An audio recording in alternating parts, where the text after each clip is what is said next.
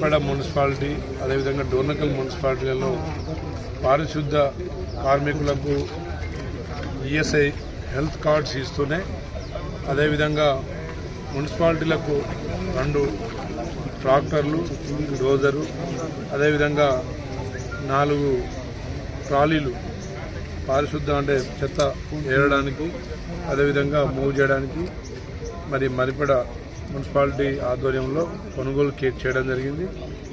తప్పకుండా పారిశుద్ధ్యం అదేవిధంగా మున్సిపాలిటీ డెవలప్మెంట్లో భాగంగా ఇవి కొనుగోలు చేయడం జరిగింది. అదేవిధంగా అతి త్వరలో మున్సిపాలిటీలో 10 కోట్ల మరి ఇంటర్నల్ సీసీ రోడ్లు, డ్రైనేజీలు కూడా ప్రారంభిస్తామని చెప్పి తెలియజేస్తున్నాం.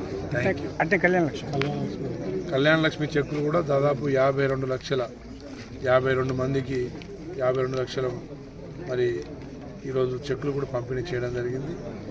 అన్ని మండలాల్లో కళ్యాణ లక్ష్మిలో భాగంగా 2 కోట్లకు పైన ఈ విడతలో చెక్కులు పంపిణీ చేయబడతా ఉన్నాయి.